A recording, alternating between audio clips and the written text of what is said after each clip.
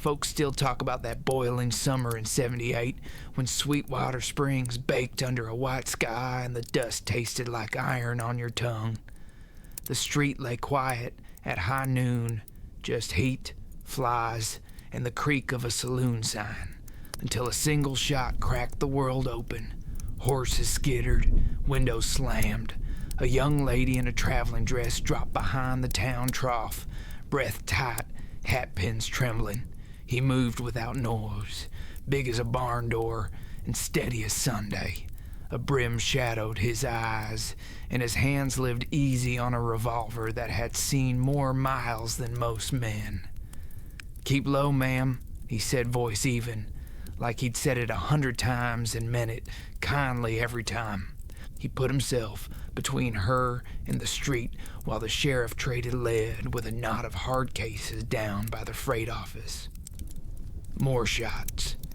Splinters leapt from the water trough. The lady nodded once, jaw set, and clutched a small valise like it was the last safe thing in this new country. "Name's Thomas Ingram," the cowboy told her, tipping that battered hat. "Most call me Tucker." She steadied herself. "Felicity Goodwin, off the afternoon stage." "On my say," he said, "you run for the mercantile. Don't turn your head." She gathered her skirts. He rose, sent 2 quick shots, and she went. Hooves clattered. Someone cursed. She slipped through the doorway of the general store with her heart drumming and the taste of dust sharp as tin. It ended fast as it started. The lawmen hauled off 2, patched 3, and waved the rest along with hard looks and harder promises. Tucker walked to the mercantile like a man coming off a fence line, unhurried, sure-footed. Up close, he carried the sun on his skin and a thin scar over one brow, the kind of life gives you and you learn to live with. "You kept your head," he said lighter now. "Many from back east don't." "I'm not like many," she answered, brushing grit from her dress. That was true enough. She had Boston in her posture, sorrow in her eyes, and an iron rod of will running through the middle of her. The sheriff appeared, gray mustache stiff with sweat. Apologies were made. A local gang had been testing fences and tempers. Tucker nodded along and offered to see the lady to her place. "You knew my uncle, she asked, careful with the question. "Gerald Goodwin." "Knew him fine," Tucker said, and called his outfit. "The Double G 5 miles north. Not big, but honest land." He said it like praise, and around here it was. They fetched horses at the livery. Tucker gave her a gentle mare that blinked like it understood a person's nerves. His palm at her waist was warm as midsummer beam when he boosted her up. "Out here," he said, settling into his saddle. "Neighbors look after neighbors. We do better that way." They rode. Sage lifted its dry perfume. The far hills sat purple and patient. Hawks rode the air with all the time in the world. Felicity looked and kept looking, the space too wide to swallow in one glance. "It's more than I imagined," she said, voice soft. "Back east you have buildings," he told her, smiling into the heat. "We got room." They crested a knoll, and there it was. A small cabin showing its age, a barn that needed paint, a short corral holding a handful of cattle, and 2 saddle horses that watched the newcomers with long faces. Felicity's breath caught. Dreams always shine brighter than boards. Tucker saw the truth pass across her features and did not flinch from it. "House is plain," he said. "Grass is good. Water's yours, and that's what matters. Stock sound. Your uncle kept his word with his land." He helped her down. Inside, the place stood swept, a loaf on the shelf, kindling stacked high, and quilts folded near the bed. "Mrs. Holden from town," Tucker explained. Heard you were coming." Felicity turned slow, touching nothing. It wasn't Boston. It was quiet and honest and hers. "Thank you," she said. The words came from a deeper place than manners. "For today. For all this." "I'll ride out at sunup," he said, tipping his hat again as if the gesture had weight. "Show you fence, water, and the trails your uncle favored." He paused in the door. "Nights fall cold. There are extra quilts in that chest." His eyes met hers. Blue you could trust your horse to. Blue like summer shade over water. Then he was gone. Hoof beats fading into the long hum of evening. She sat on the edge of the bed, her bed now, and let the stillness close around her. The East had been noise and faces and rules that bent a woman in half. She slipped those shackles and brought only what would fit in a small case. Behind her lay scandal and a man who had called betrayal a custom. Ahead lay a creek, 50 head of cattle, and a roof that would leak come the first hard rain if she didn't learn her hammer. She made coffee. She boiled eggs. She ate with the sun pushing gold through bare windows. When darkness came, the land breathed slow. Cattle lowed somewhere out in the gray. A horse nickered. The silence held her like a hand. Sleep came mean and jumpy, broken by old faces and a new one. Blue eyes under a sweat-stained brim. Dawn sifted into the room without curtains to stop it. When hooves thudded into the yard, she was already dressed, sleeves rolled, hairpin plain. Tucker swung down, carrying a small mountain of goods tied over a pack saddle. "Figured you might be short on a few things," he said, setting flour, beans, coffee, and a coil of rope on the porch like he was laying down a promise. He sipped what coffee she offered, nodded once, and walked her land with her. The Double G ran a narrow band of creek like a silver vein. Wire stretched across posts that had seen too many winters. 50 head grazed with patient faces. "It's not a fortune," he said, pointing out water gaps and likely trouble. "But with sense and sweat, a person can live decent. Your uncle did."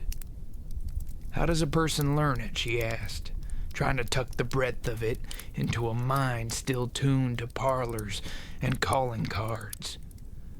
"Best way?" He gave that one-shouldered shrug of men who don't play at more words than needed.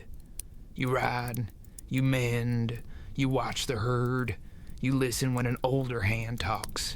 I'll see you started." All that morning, he showed her the small things that keep a place upright. How wire holds its twist. How you read the belly of a cloud and the lay of a drift. How a horse tells you the truth if you quiet down long enough to hear it. He kept the pace unhurried, his tone mild, as if they had all the seasons in the world. By noon the sun sat hard overhead. He brought out bread, still carrying a hint of last night's stove and a jar of peach preserves, shyly proud of neither. She laughed once, surprised at the sound of it in her own throat. Dust had already marked her skirts. Her palms learned the start of callus. They ate in the lean shade of the barn. He told small stories, not to impress, but out 'cause silence likes company. A father who come west after the war with more grit than coin. A mother who planted trees where only wind had lived before. Felicity listened and offered nearly nothing back. Some hurts need time to unbutton. When the light turned late, he settled his hat and stood. "I'll be by early," he said. "There's a heifer in your north pasture looks close to calving. Ought to keep an eye." He set his boot in the stirrup, then paused, gaze searching hers without pressing. "You did fine today." The mare tossed her head, The creek kept whispering. Felicity laid a hand on the barn door to feel the grain of it and told herself she could learn any work that asked for hands and heart. But as Tucker rode out, his shape growing small against all that empty land, the old fear edged back in. Night would come colder here. The house would creak. The wind would speak through the chinks like it belonged more than she did. She banked the stove, checked the latch twice, and stood for a while on the porch, listening to the slow beat of the prairie. Somewhere a coyote called, thin and far. She answered it with a breath she didn't know she'd been holding. Tomorrow would come with the same sun and the same long list of things that could go wrong, and with a certain blue-eyed cowboy riding in with the morning. Morning rose pale and cool, brushing the hills in soft gold. The wind had shifted, carrying the clean scent of sage and wet earth. Felicity stood on the porch with a tin mug between her palms, watching mist lift off the creek. She felt small against the reach of the land, but not weak. For the first time since leaving Boston, her lungs filled easy. Hoofbeats rolled over the slope, steady and sure. Tucker rode in with his hat pulled low and a coil of rope hanging loose across the saddle horn. His dog, a rangy blue heeler, trotted at his heel. He tipped his hat. "Morning, Miss Goodwin. Looks like the heifer's time." Felicity set her mug aside. "Then let's not keep her waiting." The north pasture shimmered with dew, the herd quiet but restless. Tucker swung off his horse and motioned toward the slope. "She's over yonder by the cottonwood. Been pacing since dawn." Felicity followed, lifting her skirts to keep clear of the mud. The heifer stood trembling, eyes wide, sides heaving. Tucker knelt by her flank, calm and patient, speaking low like the words themselves were medicine. "You're all right, girl. You're near done." Felicity crouched opposite, mirroring his quiet rhythm. The air was thick with the smell of grass, hide, and birth. When the calf came, slick and trembling, she gasped and laughed at once. The sound felt strange and good. Tucker's grin cracked through the dust. "First calf you've seen born?" he asked. "First anything born," she admitted. He wiped his hands, then his brow. "That's life out here. Rough, loud, and worth it." The calf staggered to its feet on legs too thin for the world. Felicity steadied it, surprised at her own courage. Tucker watched her, silent but proud. In the hush that followed, the wind brushed past like a prayer answered. They lingered there until the sun climbed high. The land spread endless, and for the first time, Felicity didn't feel lost in it. She felt placed. She glanced at Tucker, realizing how natural he looked against all that sky, like part of it. Back at the house, he mended a section of fence while she brought out bread and beans. They ate side by side on the porch steps. A hawk wheeled overhead. Tucker chewed slow, eyes half squinted at the line of hills. "You're taking to this better than most." "I've had practice, she said softly, starting over. He looked at her a moment longer but didn't press. "Out here, that's a skill worth gold." For a while, silence did the talking, and then he cleared his throat. "You got plans for the place? Double G ain't big, but she's worth keeping." "I thought I'd keep her running," she said, "if I can." "You can," he said simply, "long as you don't quit." The words landed like a hand on her shoulder, steady, grounding. Later that day, they rode fence together. Tucker showed her how to spot weak wire, how to track cattle prints through mud. His patience was quiet, the kind that grew from long years alone. Sometimes he'd say, "Good eye," or "That'll hold," and each word filled her chest with a warmth she didn't expect. They stopped by the creek at dusk. The light bled orange across the water, and fireflies began their slow dance over the reeds. Felicity let her hand trail through the current. "My uncle used to write me letters," she said. "He said Wyoming was lonely, but honest." Tucker nodded. "That's about right. Folks come here to find truth, or to hide from it." She smiled faintly. "And which did you do?" He didn't answer right away. The wind tugged at his hat brim. "Both, maybe," he said finally. "Lost someone long time ago. Learned that silence don't hurt near as bad as words spoken too late." The honesty in his tone hung there, raw and real. Felicity looked away, the water turning his reflection to pieces. "I know something about that," she whispered when they headed back. The first stars blinked awake. The smell of juniper drifted on the cooling air. Tucker helped her dismount, his hands gentle but firm.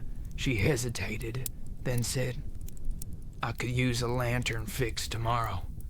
The wind keeps snuffing it out." "I'll bring a new wick," he said, "and maybe supper. I make a fair stew." She raised a brow. "You cook?" He grinned. "When I'm hungry enough." The porch lamp flickered low as he mounted up again. "You did good today," he told her. "That calf would have died if not for you." Felicity folded her arms, trying to hide the blush that came with pride. "You gave the orders." He shook his head. "You gave the courage." She watched him ride away, dust curling up behind his horse, the shape of him swallowed by twilight. The sound of hoofbeats lingered long after he was gone. That night, she sat by the window, the oil lamp burning low, her journal open to a blank page. But she didn't write. She just listened to the creek, to the wind, and somewhere in it, to her own heartbeat finding a steadier pace. Outside, thunder rolled far off over the plains, the kind that promised rain by morning. Felicity smiled faintly. Rain meant life, meant work, meant staying.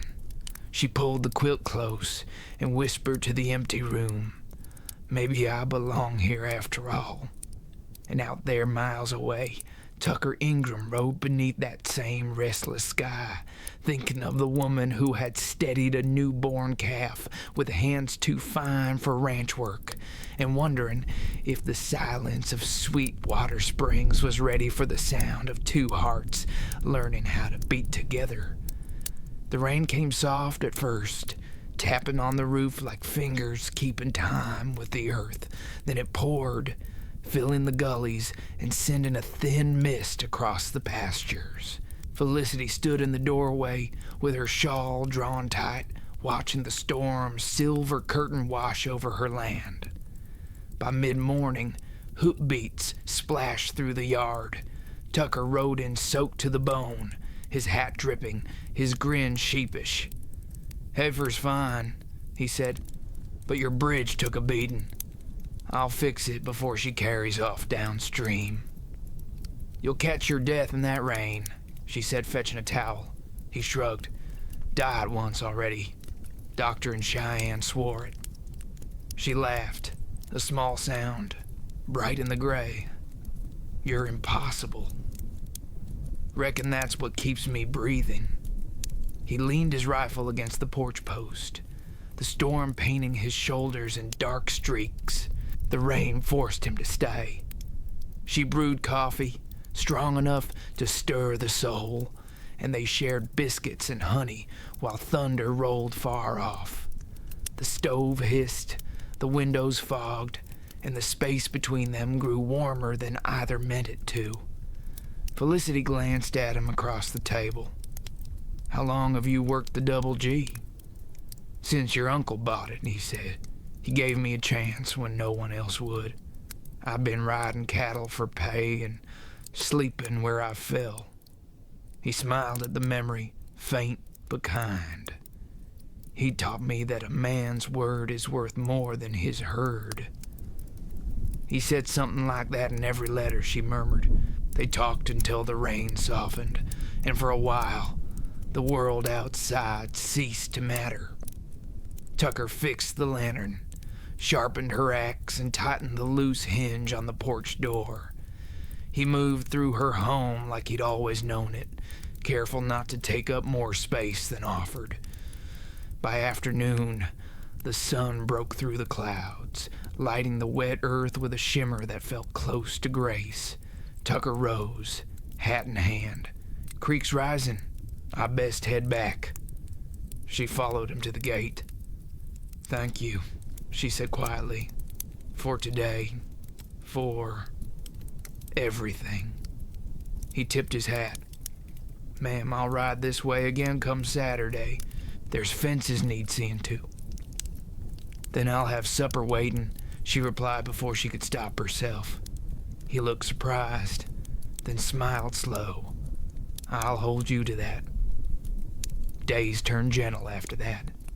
She worked the land with purpose, her hands growing rough, her stride sure. Each evening she found herself listening for the echo of hooves. Each Saturday, without fail, Tucker came. He brought nails, tools, stories of town gossip, and once, a small wooden rocking chair he'd built himself. "Figured your porch needed something friendly," he said, setting it down with a bashful grin. She traced the curve of its arms. "It's beautiful," he shrugged. "Just wood and patience." "It's kindness," she corrected softly. Their suppers became habit. He'd tell stories of trail drives and cattle stampedes. She'd share bits of Boston life, the kind she could stand to remember. Somewhere between laughter and silence, friendship settled in like a trusted horse beside a campfire. Yet in the quiet hours after he left, Felicity found herself staring at that rocking chair, the echo of his voice drifting through her mind. She'd come west for peace, not to tangle her heart again. But peace had a way of turning lonely.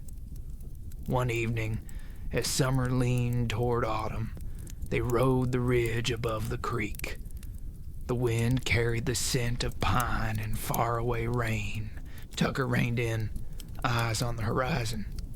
"Word from town says the Jenkins gang's been nosing around again. Don't like the thought of 'em near your land." Felicity frowned. "They want trouble. They want water," he said to Abamil. "Same as always. Your uncle fought to keep that right. They figure a woman alone might not fight so hard." Her back straightened. "They're wrong." Tucker's grin held pride and warning both. "I reckon you'd say that. Still, I'll keep close."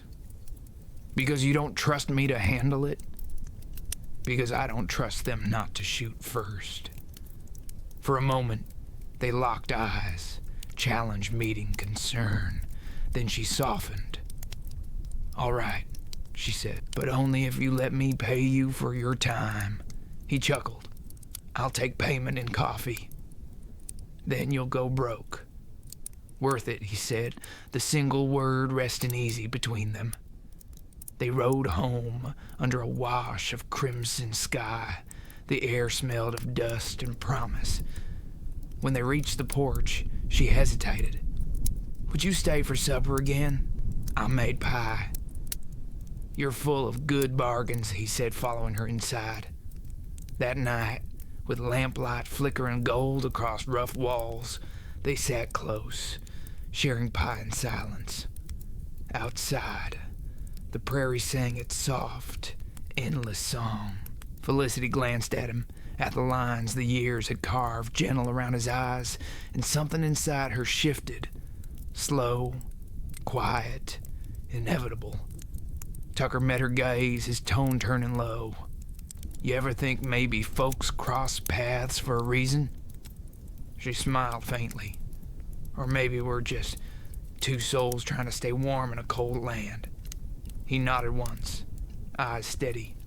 Maybe both. The words hung between them, simple and full. She didn't look away. Neither did he. The fire popped, and the world seemed to pause, holding its breath. Outside, lightning flashed over the distant hills, silent and far. Somewhere in that hush, something unspoken took root, soft as rain, strong as oak, and before the night was done, she knew her life in Wyoming had changed forever. Autumn came down from the high country with a bite in its breath.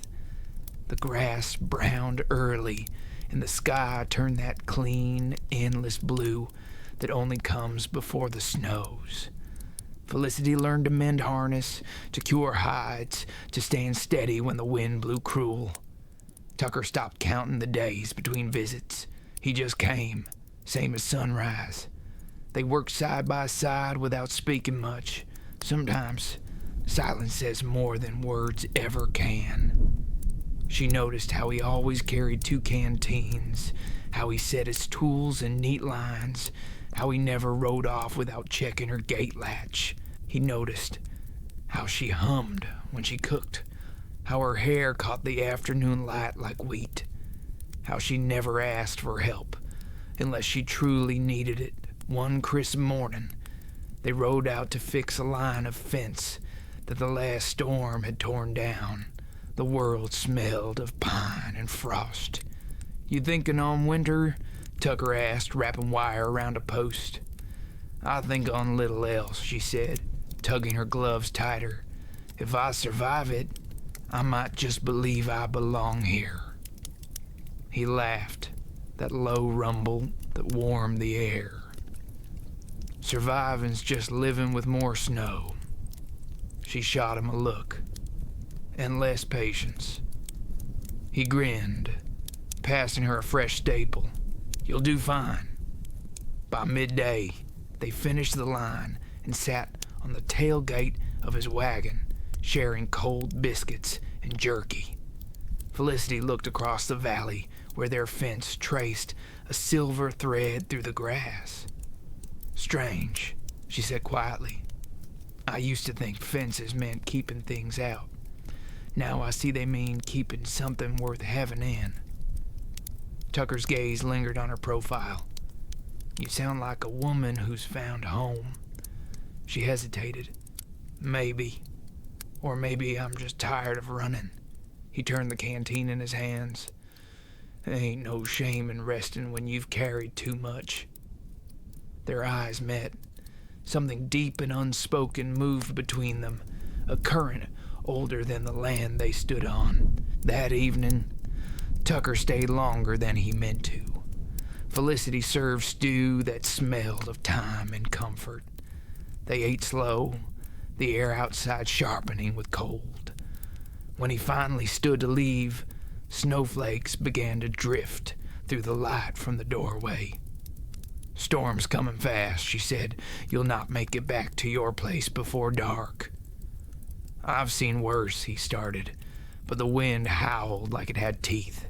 "Stay," she said simply. He hesitated, then nodded. "Reckon I'll take you up on that." She made up the spare room, her uncle's old quarters, but the stove fought the wind all night.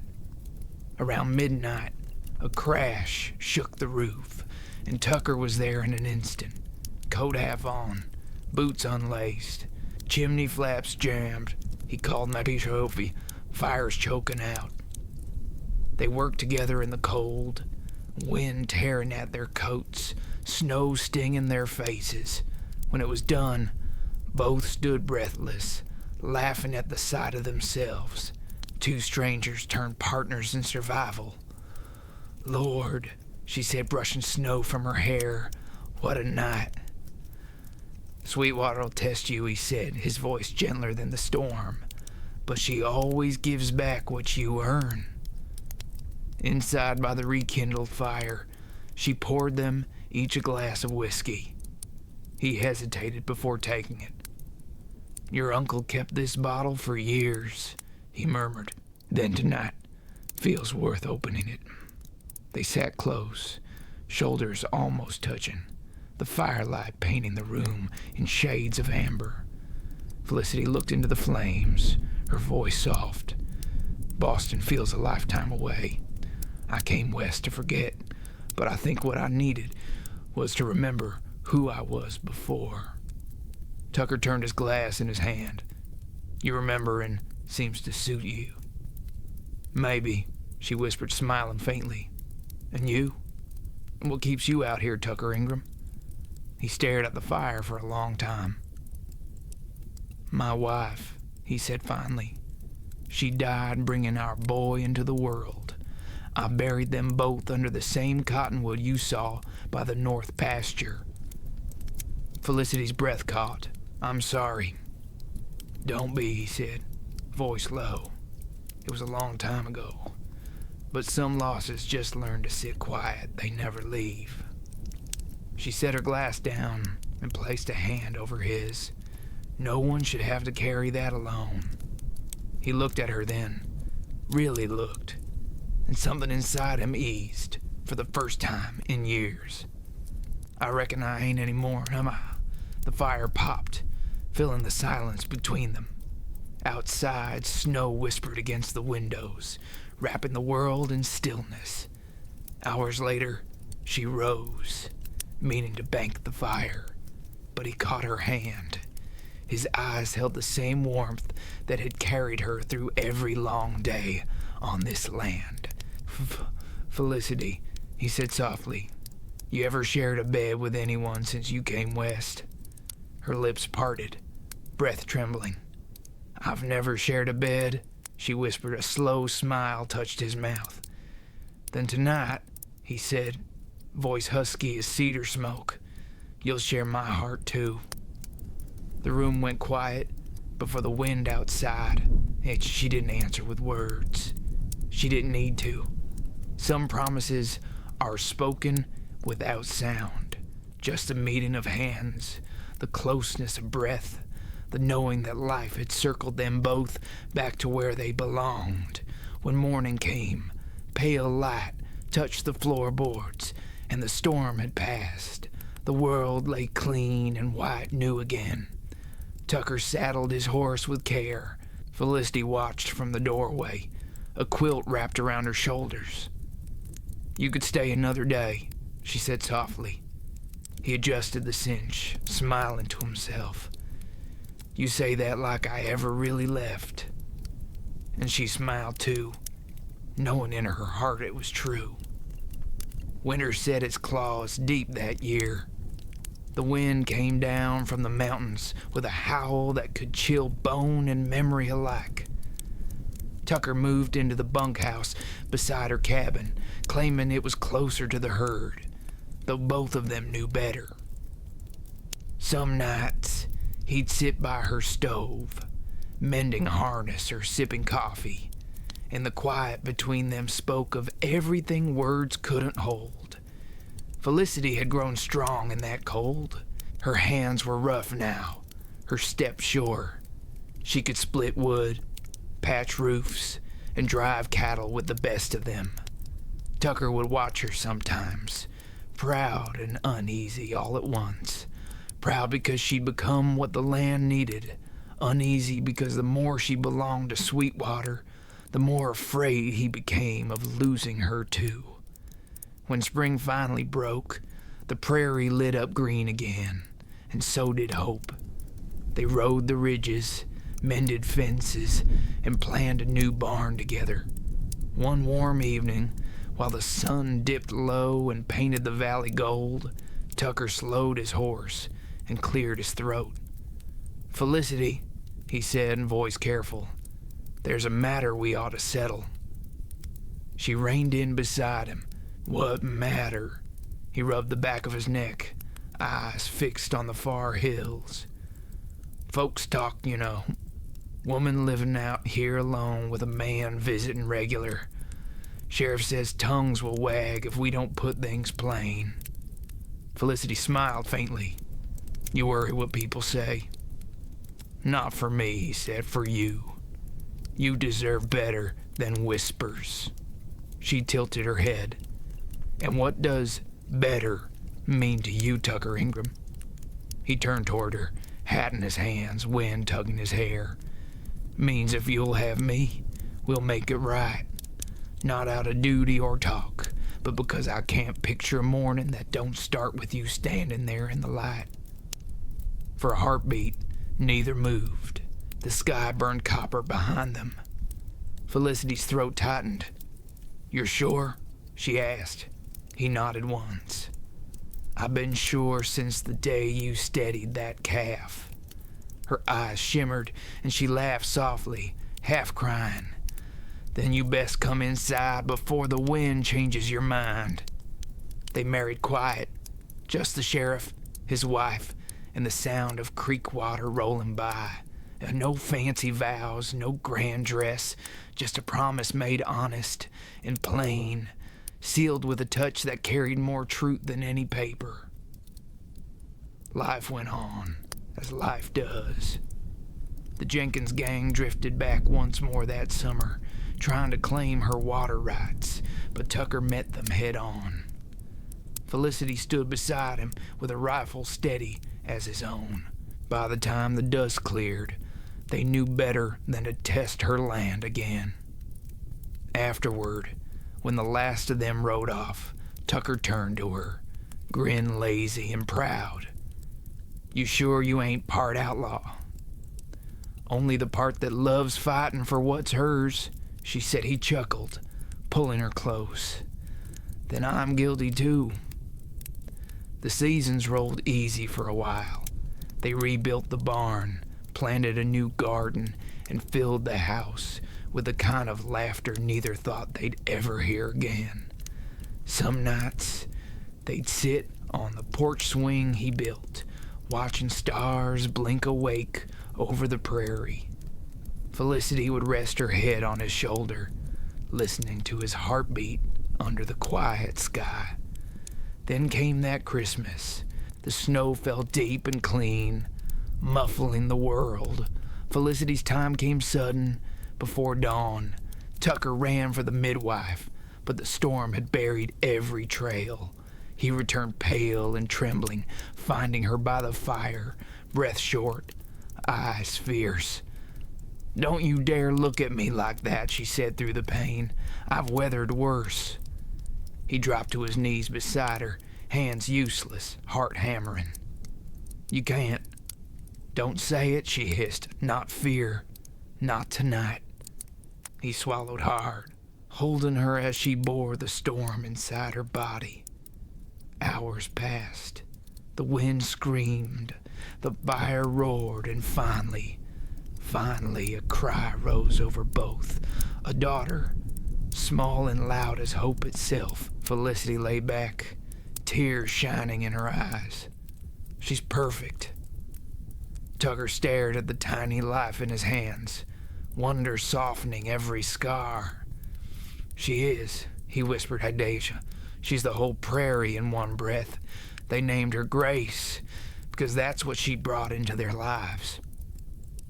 When the storm cleared, Sweetwater lay wrapped in white silence. Tucker stepped onto the porch with his newborn cradled close, snowflakes catching in her dark hair. The sun rose slow, spilling light across the frozen fields. He looked toward the cottonwood where his past rested and whispered, She's safe. I kept my word. Inside, Felicity stirred, her smile weary but certain. We made it, Tucker. He came to her side, kneeling. We did more than make it, he said, brushing her hair from her cheek. We built something that'll last. She took his hand. You still think I don't belong here?